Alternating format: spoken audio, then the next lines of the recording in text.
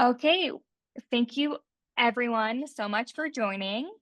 For those of you who will watch later, thank you so much for taking the time to see this.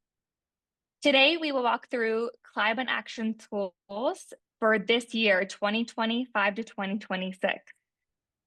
Throughout the webinar, we will go through all things Take Action Global, also known as TAG. And also we have Lindsay here to talk about our climate action schools. So you can go on to the next slide. So we are Take Action Global, and here with me is Lindsay Zilli, who is our Director of School Programs.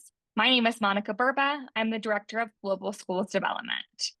And we say Take Action Global and also TAG, which we will refer a lot today. Today, we will walk through our agenda, which is what is Take Action Global? Then we'll go through the climate action schools, and we'll hear from two amazing educators part of our program. And finally, we have our next steps where you can ask any questions or sign up to have a one-on-one conversation with us later. All right, next slide. So we are Take Action Global. Our mission is to create a more just, sustainable world through climate education. Since launching, we've reached over 6 million students and teachers across 180 countries. Through our unique programs like the Climate Action Project, Build the Change Institute with LEGO, and our Climate Action Schools, which we will talk about today, all of our programs, we empower young people to take meaningful climate action and connect them with others around the world. We're building a movement, small and one classroom at a time, where every student can become a change maker for our planet.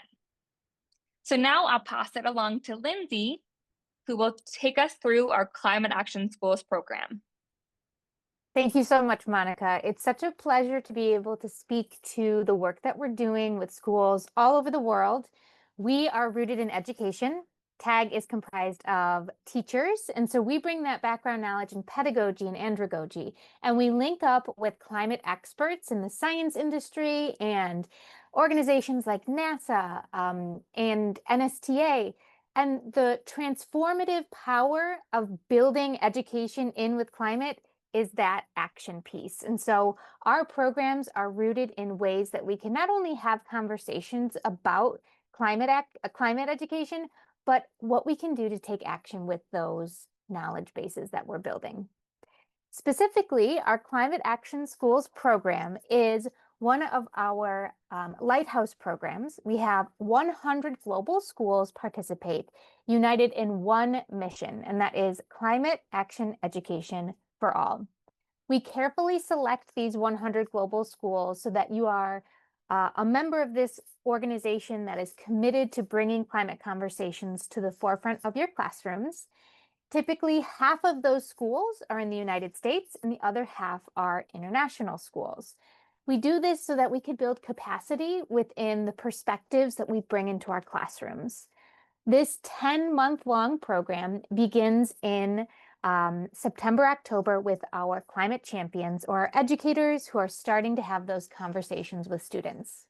The program itself builds on global collaboration. So we work in groups of special interest groups. We work in groups of 4 global communities, and within that 100 schools network. We have a beautiful community of practice website where everybody can share their stories, reach out for virtual exchange opportunities, swap lesson plans, or just connect with like-minded individuals that are doing the same work that we're doing. We believe in digital agency and action, so leveraging technology tools for climate solutions, taking what we're learning inside our classrooms and bringing it to the broader world to make changes big and small, while advocating for the work that we feel is most valuable for our locus of control. It is rooted in project-based learning, as you could probably guess. So instead of just talking about the climate vocabulary, we're taking those words and building a project around it. We do this in a variety of ways, which I'll share a little bit more on when I speak to the timeline of the Climate Action Schools program. Above all else, we're all about equity, access, and inclusion. We don't want language barriers to limit the work that we're doing around the globe. We also want fair and equitable resources shared with all communities. So no matter who you are, where you live, what your background is, we are an inclusive organization that prides ourselves on breaking down those barriers so that you can access this meaningful content in ways that make sense to you. And then lastly, recognition of learning is the highlight of our program in that we celebrate you and your efforts all along the way. So whether it's checkpoints throughout the program or a certification at the very end, you're receiving the recognition you deserve for the small and big actions that you're taking on a daily basis with students. All of this work is rooted in a climate curriculum. As I said earlier, we're all educators, so we take pride in the fact that we've built this climate curriculum around standards such as the computer science standards, language standards, but building this as an interdisciplinary unit of study is a priority for us. We do not want this to just fit into a science classroom or check a box at this point of the day.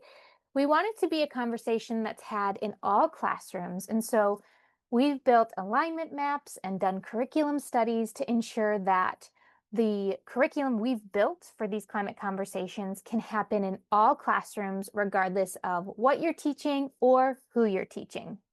We've also established this amazing learning community that Monica shared about earlier, in addition to the 100 global schools, where you can work with teachers that are teaching similar age groups as you are and build lessons and projects alongside them. A lot of times the difference maker is finding that companion to collaborate with. And then, of course, we leverage innovative technology solutions. So we have our Earth Project app, which is completely free and available on Apple or Android devices and allows students, teachers, and classrooms to track their carbon footprints. They can check and see how much plastic they're mitigating and what goals they want to work towards achieving in their daily actions. All of this helps build out a truly robust Climate Action Schools program. We are focused on equity and developing a diverse global community. And so we ensure that we share content in multiple languages and that we have stakeholders all over the world representing our Climate Action Schools program. It's important to us that our students see and hear from learners like themselves in different countries so that they can see that their small actions are impacting others all around the globe. So this climate curriculum helps them really achieve those goals. The impact of Climate Action Schools is very hard to measure as it is one based on hope and optimism and project-based learning, but we'll have some climate champions speak a little bit later on in today's webinar about that huge impact that has happened specifically in their communities. Now, we have scholarship opportunities if you are wanting to participate in the Climate Action Schools program and don't have capacity.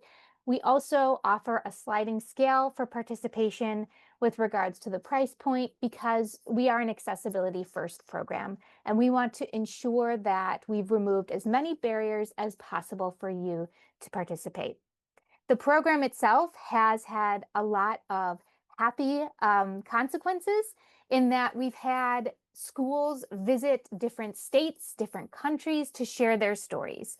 For example, we've had schools go to New York all the way from Chicago in order to share about the food science that they're working on, the microgreens that they're creating, and the food waste recipe books that they've built. We're also taking several of our Climate Action Schools to India next school year in order to learn on site about the amazing things that are happening in our Climate Action Schools in India and bring back that expertise to their schools here in the States. So, a little snapshot of the timeline for our program is we work slow so that we could build capacity for later on. So, onboarding takes place in September. And again, this is the champions. It could be any teacher, a group of teachers, um, a grade level, one from each grade level. It all depends on the dynamics of your school district. From there, you engage in an education orientation training. So, a 1 hour long training, which results in your certification as a level 1 educator for climate action. In November, we have our global handshake where we introduce all of our global schools to one another, and students are able to participate in a Keystone Species activity within their classroom. In December, we talk a little bit more about your role as a climate champion and really build identity for the teacher and the students as well. From here, the Keystone Species then gets built into a digital avatar, which serves as a badge and a reminder of all of the work that we're doing within our communities. Now, this happens to be a really cool opportunity for schools to connect because there are Keystone Species from all over the world that are shared in different areas. For example, the Keystone Species in Florida is shared in Tanzania. So now we're able to level set and have common conversations about a Keystone Species, and the collaboration just grows from there. In February, we're talking about how we can fold in our local community and leverage experts that we normally don't bring into our classrooms. We have interviews and class-to-class virtual exchanges in order to hone in on a project that we want to build within our school system. We do asset mapping in order to determine what our best goals are for our school year. And then we're able to fold in our global community in that asset map data to create a project for the planet. Sometimes it's a lesson plan, sometimes it's an awareness campaign, other times it's a tree planting ceremony. Those ceremonies and celebrations happen in April, where we're able to truly empower our students to be the mouthpiece of the program and share their amazing work on a global platform. We then do some reflection in May to see how far we've come and set some goals for the future because we don't want to just stop there. We want to continue building momentum and create change that is systemic and sustainable. So just a snapshot of the experience of climate action schools, but we thought, what better way to share about the program than bringing in some champions that we've had for several years and from just this year as well. So I'd love to introduce you to Tashonda Giles Jones. She's the Environmental Program Specialist in Environmental Charter School in California, USA. And then also Cleopatra Kalagorikou. She's an English teacher at First Experimental High School of Athens in Athens, Greece. I'm going to invite Tashonda to start and share a little bit about her champion experience with you first, and then we'll head over to Cleopatra in Greece. Tashonda, thank you so much for being here. Awesome. Hi, everyone. Thank you for having me. This is such a privilege to be able to share about our experience, my experience with Take Action Global, but more importantly, to share the programming that's come out of this partnership. And so I'll share my screen if that's okay. Hopefully this works. And for anyone, if I start sounding like a robot or you can't see my screen, please let me know. All right, does this look good, Lindsay? Looks great. Sorry, I can't get rid of my tabs. I haven't figured out that savviness of tech yet. So I want to talk to you today about how we at Environmental Charter Schools have been working continuously to cultivate sustainability and environmental literacy in our schools, and what partnership looks like to be able to do that, specifically as we've been building out a sustainable food system between our 4 campuses. Let's see which way is gonna go. Okay. All right, so our schools are located in Southern California. We are in Los Angeles. If you're watching the news, yes, we are having a time of it right now, but I do want to take the moment to share that the media is making it seem so much more than it is. It's actually been a beautiful collection of folks coming together. And I find that important to speak about because our schools are built in communities that are almost 100% BIPOC communities, and our communities have been directly impacted by what's going on as far as immigration is concerned. So the fact that we've been able to do the work that we do, not only in our schools, but in our communities, speaks larger volumes based on what's happening right now. So we do have four. We have 2 high schools, 2 middle schools. Our middle school in Inglewood is the campus I started my journey with ECS at as a middle school teacher, teaching our Green Ambassador class, which is an environmental studies class. Our flagship high school, that's 25 years old now, is in Lawndale. Our newest high school that just is celebrating their first graduating class this year is in Gardena, along with our second middle school. Our mission is very important to us, and I always start whenever I present on any programming we do on our mission, because even this food program, our partnerships with Climate Action Schools is based on our mission. The fact that we're really trying to identify in these communities ways to reimagine the way public education looks, not just for low-income communities, but communities who are frontline communities, those who are impacted by climate change in a way that is not aligned to their actions. Okay. Our little bit of demographics about our school, I already mentioned that there's 4 of us. We are small charter schools, but we are public charter schools. Again, we are high percentage of BIPOC families. That's a breakdown of our ethnicities. We are a little over 1,700 students between the 4 schools. So again, I think that's important to mention that although we are a small school, we are able to make a pretty big footprint. I like to share these particular stats about our student success because, again, I think it speaks to the programming that we reimagine for our students that allow us to have these particular percentages. I think it's really important to point out that as an environmental school, we are also a college focused school. Our parents bring their students to our schools because they know we have a high success of students getting into college. And that's something we pat our backs about. However, it doesn't tell the whole story. It's one thing to get kids to college, it is another to keep them there. And it's even more to have them come back to their communities and use their knowledge to make it better. I love this one, and this will take us into why this program is important, as 97% of our students attend school every single day. And that's really important for us because our kids come to school with invisible backpacks of trauma lots of times, and we don't always know what those are. And so creating an environment where they feel seen, but also have a space for action is what keeps our kids coming back, even in what we're dealing with right now. A lot of our kids find our spaces safe, but more so, they feel brave. And so that bravery turns into action. Now, getting into how our school partners and how we cultivate sustainability and environmental literacy in our campus is a layered approach.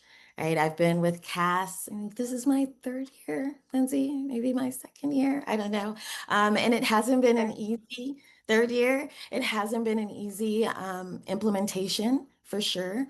But I have found a way to make the partnership work so that it is not only a tool for growth, personally for me, but also impactful in indirect ways where originally I had very direct designs for the way I wanted the partnership to work. And in those 3 years, I had to really think about the best ways to implement it so that it was impactful in the right spaces. And so when we look at how we build systems and how we maintain them, how we sustain them, I always like to point out campus integration is incredibly important. Obviously, as a school, curriculum is our highest priority, and community and culture comes with being a community school.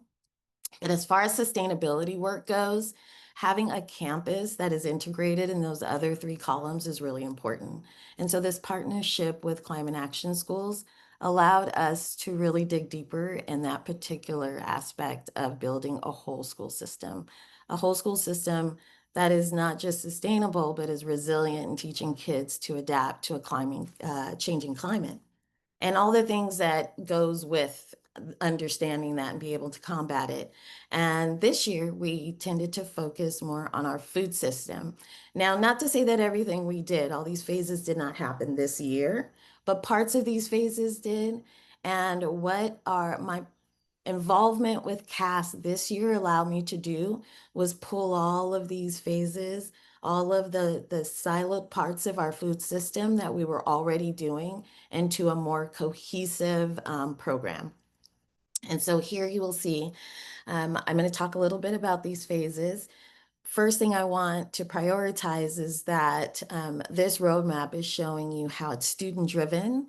Yes, they're driving as kind of with their permits, right? Like we're still in the driver's seat right now, but the goal, a growing program doesn't mean we're completed, but a goal is to shift where we're in the passenger seat and the kids are fully throughout each one of these phases taking the driving seat. And so this program, this food system program was focusing on real world learning, abilities for these kids to actually get into industries, careers, out there into the public and really understand how what they're learning in their classroom, that they're even concepts that they're learning around food systems actually shows up in the real world. We wanted to make sure that student voice was really heard and that leadership was embedded into the programming and not an afterthought. And then this year was really about identifying how can we sustain what we have built and how will it grow. And so I'm not going to read through all of these things because I'm pretty sure I'm coming up against my time already. But I would like to just share that this program in itself was, again, built in different stages. We try to backwards plan as much as possible, but some of the parts of the program that shined the most this year were built on foundational learnings that kids were having in the classrooms. And so we tend to think in the environmental mindset at our schools in a very system thinking type of way. And that information is built off of our Green Ambassador class at our high schools that students take as 10th graders. And so a food unit is a unit that they will take every quarter, fourth quarter of the school year. I end up losing my thing. Okay. But that it doesn't end or start there. Again, in that earlier slide where I said our campus is a really important part of the integration of our food system, sometimes this work has to happen in flashes and for kids to then be able to rope it all together. And so we are a campus that is a living campus. So we were already growing food. Kids were learning about soil science and how to grow healthy food, use that food on our campus, understand the food injustices that were happening around our campuses, getting involved in solutions in that way. And sometimes that starts with just kids playing with chickens, right? And learning where eggs come from. Oftentimes, too, it looks like kids learning alternative ways to grow food for a growing population. This is where a lot of climate information comes in a very informal way. If you are going to grow food for a growing population in different parts of this world, you need to have alternative tools to do so. And so kids get hands-on opportunities to do these things. And sometimes they're just really fun. They're kind of helping out on their way to class. Sometimes it's more formal where it's part of a lesson, but it's always there in the passing in the peripheral. Where we got more focus this year and going deeper is building food system teams with our students and putting them as part of the bidding process in the RFP for food, our meal programs.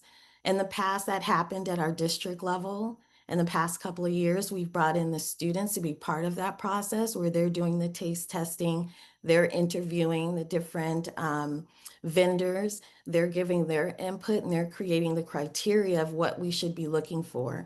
And then they're holding them accountable. So their students were the ones who helped us build our food system program. Or I'm sorry, bidding for our new vendor. And then once they chose the vendor they wanted based on sustainability criteria, quality, quantity, all of those things, they then formed teams that held those vendors responsible every month, meeting with a representative from our vendors on campus to give them student feedback. And this is a picture of those students taking a field trip at the manufacturer where our food is packaged and delivered, and being able to ask questions of directors of that space and give direct feedback from their student populations. Because California has a robust organics waste law, it allowed us to integrate infrastructure in partnership with CAS as well. We were doing well on the disposal end of our food system, composting, diverting waste from landfills. However, the upstream part of that work was something we wanted to sustain better, or create and design a more structured way of process. And so we partnered with Copia, and this year we've been able to divert edible food waste from going into composting and getting it redistributed out to community members. And it's been one of the most beneficial and impactful student-led initiatives, where we can actively see with each donation which local community organization is getting our edible food. They can communicate with us directly through our partnership on the savings we've cost them. And then it gives us, as far as our footprint, up-to-date data, how much water we've saved, how much carbon emissions we've saved, and who we've helped, how many donations, how many pounds of food we diverted. And that's been really helpful for students to see. I'll just motor through these last ones to end up. I think another big part of our food system we were able to deepen and sustain is, in addition to donating out our edible food, composting what's left over on our campuses, we've been able to build an ECS pantry across our 4 sites, where students, we've been able to purchase machinery and tools that help students to preserve, dehydrate, freeze, and turn our leftover like pulp and parts of crop that wouldn't show up in our markets for our animals, and to make juices and stuff out of. And they really love doing that. Again, our composting system is one that's been deepened. And then I would like to say, where are we going with this? We're hoping to continue our partnership with CAS, obviously.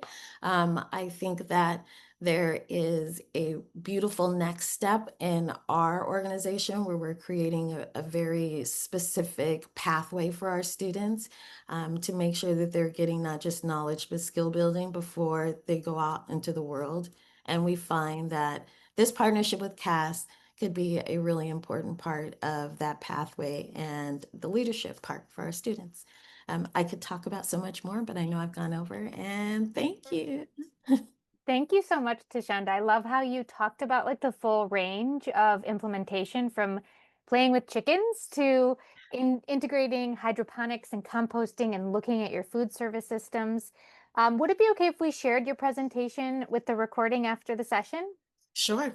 Thank you Yeah. so much. We just value a partnership with you and are so grateful to be able to see all these actions taking place. Thank you. Thanks so much, everyone. So now let's shift over to Athens, Greece, where Cleopatra and her students have just, for the first year, finished Climate Action School. So they're a year 1 school, and we'd love to hear a little bit more about CAS with your students. Hello from me as well. It's a pleasure and it's an honor to be here and to have worked with CAS and all the colleagues, and my students also enjoyed it, and they're asking, and that's the end of the year, and what we're gonna do next year. And okay, so we started last year actually.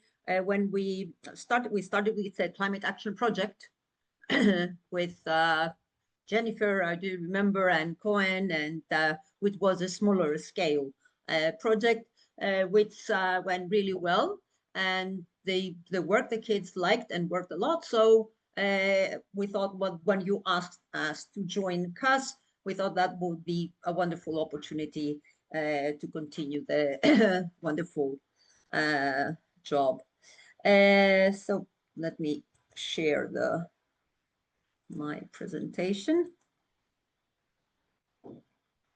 Can you see it? Yes, looks great. Okay. So actually our school is, it's called model experimental. So it's actually model means that students take exams, although it's a state school, they do take exams to get into our school.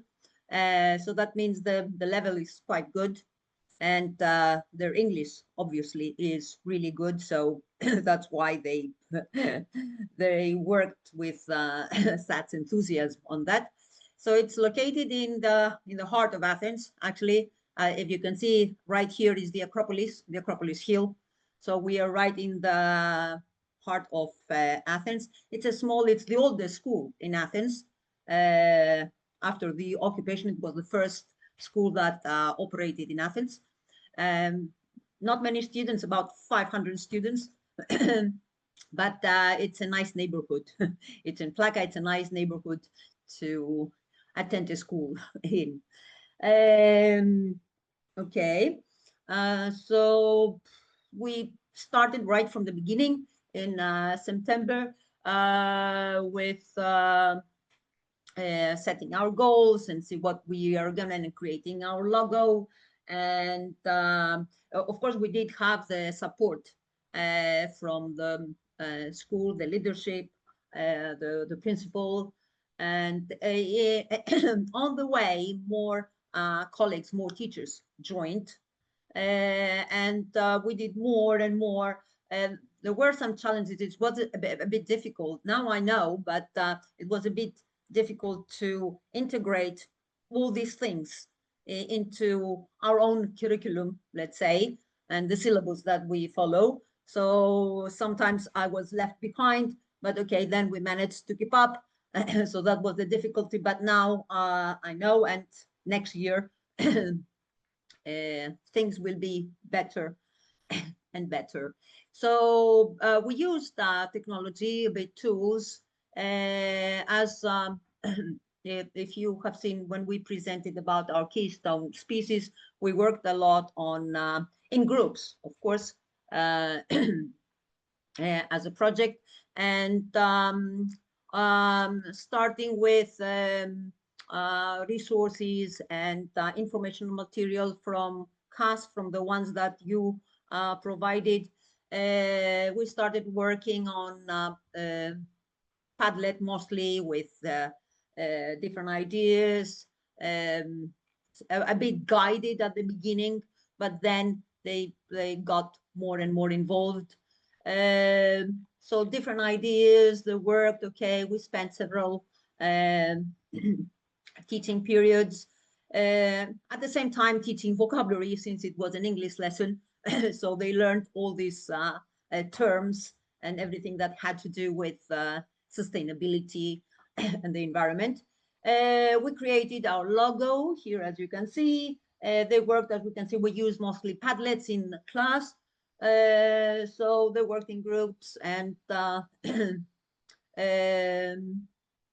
we also presented our keystone species, which was the olive tree. This, of course, all these are on Canva, so they, if you share the presentation, they can move on to the rest. Now there isn't enough time.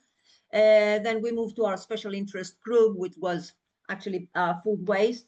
And we thought that we should start with something easy and something that they can manage in a year, in the first year. So it was mostly recycling waste at school, in the community. We touched composting a bit in collaboration with physics and biology teacher, but that's something that we need to delve into next year. So it was mostly handling waste at school, at home, in the community. Okay, so yep, the plans, etc.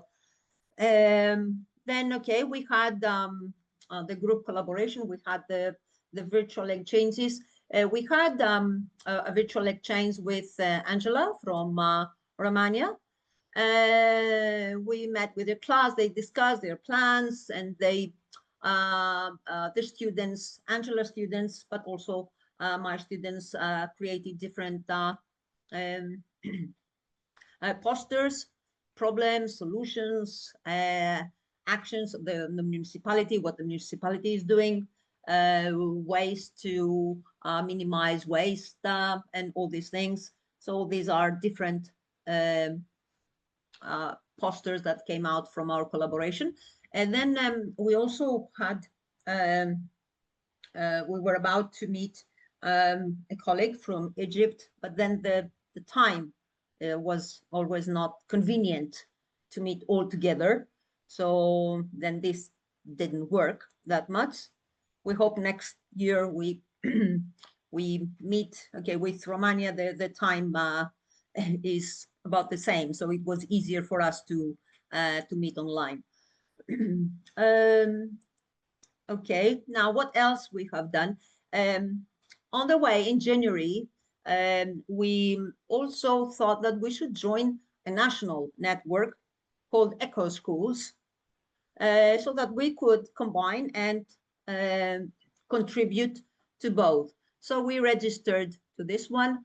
We also had a report. We uploaded our actions and photos and what they what the kids did. So these are some of the actions that the students took. One was I recycle at school, I care for the environment.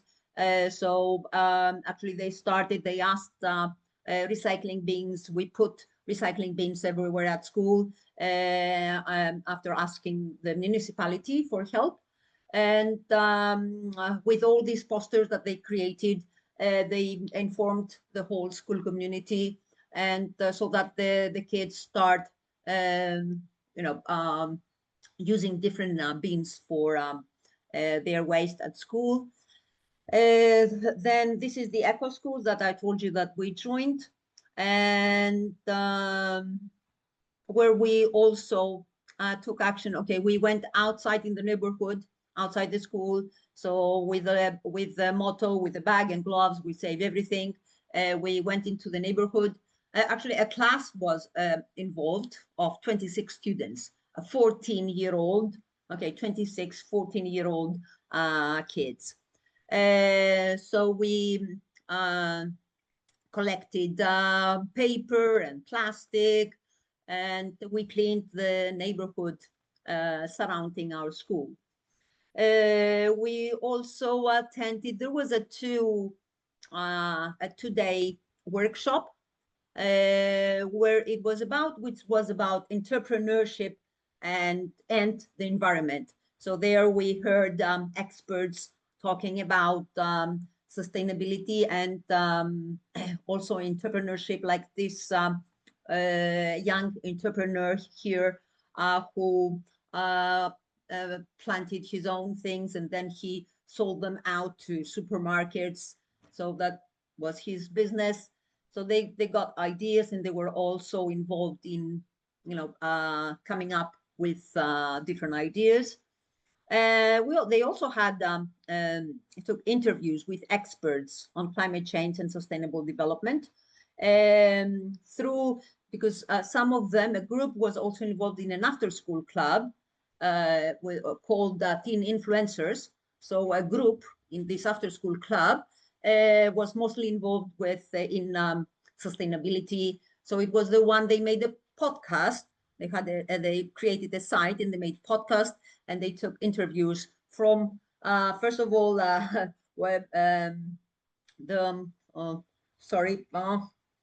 name Bram. Mhm. Okay, an interview which hasn't been uploaded yet with Bram, which also helped them with winning a first prize in a competition, but also people involved in olive oils in vulnerable areas. So there is the link also to the podcast, which will be enriched in the future. So here there are some photos. Here are some photos with the interview with Bram. That was just before the competition, and it was really helpful. They really liked the advice that he gave them and how to expand on it later on and how to make it accessible. Actually, it was they 4 kids created an app after seeing the Earth Project app that was in the school. So they created their own app, and actually they won first prize. It was a competition organized by the municipality. This is the mayor here, and they got first prize among several schools in Athens. This is the Success Story podcast, where you can find the interviews that they have taken. This was the app that they created. It was called Carbon Sense, and it was a carbon footprint tracker. That's what actually the students wrote, the problem statement and the solution. So they used AI as well, artificial intelligence, and other things which I'm not actually so much aware of. They did it themselves. Okay, and it was actually, if you can see here, because it's it's not accessible to everyone with the link yet, so they need to improve it a bit. So there were questions like about the transportation habits, eating habits. There were several questions. And then at the end, after answering several questions, it calculated their carbon footprint here per year, but also in terms of, you can see the 4 axes as well, in terms of transportation, home, energy, food, and consumption. And then it also gave personalized suggestions on how to reduce their carbon footprint. That was the app. And then at the end of the year, they also had some group work to finalize. There are useful terms, actually taking now resources from Eco Schools, which was actually in Greek. So they also practice their mediation skills. So from Greek, they actually transferred some information, useful terms, the goals, energy, and all these, of course, they move on. There are several things. That was their final product before we finished the project. And thank you all, everyone, the colleagues that we worked with, the meetings, the ideas, the support that we got all the time, the inspiration. And next year, we hope to do more things than that. Thank you so much, Cleopatra. You all really set the tone for us this year. Your students were our very first Climate Action School all-school assembly hosts, and you shared all about your keystone species of the olive tree, and the kids just had invested so much into that work and really inspired all of our students within the program to dig deep and really work hard towards their climate action. So I really appreciate you taking the time to compile all of those slides and share the huge scope of work that your students are doing right now. Thank you. So we'd love to say a thank you to all of you for joining us on today's session. Little snapshot about Climate Action Schools itself, what's possible, whether it's your first year joining or you're deeply enrooted in climate action already. We're here to support you regardless of where you're at in that journey. We'd love to continue this conversation though, so please make sure to schedule a one-on-one call with us. You can scan the QR code or reach out to Monica directly, and continue to follow us on social media to see what we're working on for next year's Climate Action Schools. You won't be disappointed. Remember, you're going to be getting a recorded version of this as well as the assets from today's presentation. Thank you so much to Shanda and Cleopatra. None of this is possible without educators and champions like yourselves. Thank you to Monica and Jen and all who joined today. and we hope to see you very soon, either on socials or in our inboxes. Have a great day, everybody. Bye. Thank you. Thank you. Bye. Have a nice day. Thank you. Thank you. Bye. Bye.